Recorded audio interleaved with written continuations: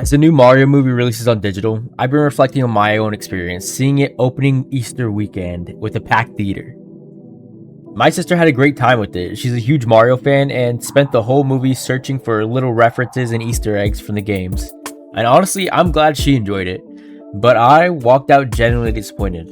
And not in a just this wasn't for me kind of way, but I think this was a major step down from the first movie. The first Mario movie wasn't amazing or anything, but it was simple, fun, colorful, and surprisingly competent, right? It had a clear story, recognizable stakes, memorable moments, and enough charm to work for both kids and adults without trying too hard. This movie, though, felt completely different. It felt like we were all sitting in a theater watching a tablet movie projected onto the big screen. When the trailers first dropped, I was actually excited. The introduction of Rosalina, the galaxy imagery, the scale of everything, it genuinely felt like things were going to be built on the first movie in a bigger and more adventurous kind of way. I've never even played Mario Galaxy, but the trailers made it seem grand and cosmic in a way that got me interested. But honestly, the only part of the movie that I actually really enjoyed was Yoshi's introduction. Donald Glover voicing Yoshi felt weirdly inspired, and his introduction walking through Brooklyn actually made me laugh because it felt fresh. For a second, it had personality, it was subversive. But after that, the movie just became non-stop movement and spectacle. Things constantly happening, characters constantly being introduced, scenes moving so quickly that nothing ever really lands emotionally. First movie felt like a family movie. This one felt like it was engineered specifically for young children with hyper short attention spans.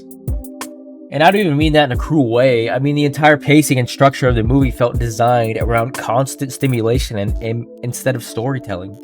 There are long stretches where characters barely even talk. The movie just jumps from visual set piece to a visual set piece while characters stare at things happening around them, oohing and awing.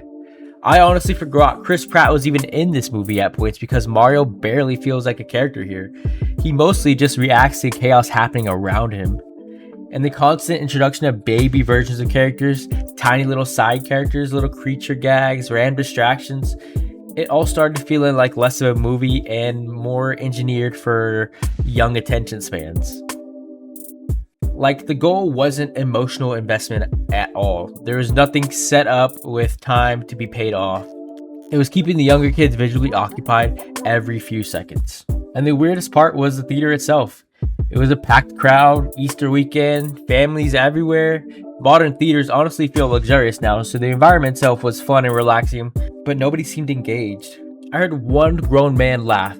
One grown man laughed loudly when the frog suit Luigi jumped on the big giant Cheep, whatever that Cheep's name is. Probably because he also recognized the Mario 3 reference if he had played the game, and it sounded like he got a good enjoyment and belly laugh off of that. But that was the one instance where I heard some other adult laugh out loud. Even the kids didn't seem that into it. Not because it was too childish, but you know what, maybe because it seemed too childish. It's maybe it was somehow beneath them. Like, even they knew that this was just made for younger kids, for an even younger, more passive audience. And when the credits rolled, there wasn't that feeling of excitement or reflection you sometimes get after a fun theater experience. No buzz, no energy like in the Minecraft movie. People just quietly got up, got their blankets, and left. And then I saw it. It hit me. It was illumination. And then everything started to make sense. The first movie at least felt like it respected Mario as a cross-generational character that other people could see and recognize and remember. Oh, I remember that game in the 1980s or whatever. But this felt like Mario filtered entirely through modern overstimulation culture, specifically for Gen Alpha or below. Bright colors, constant motion, tiny gags every few seconds, no setup, no payoff, no breathing room, no emotional buildup whatsoever. Just non-stop spectacle designed to hold attention moment to moment for immediate retention.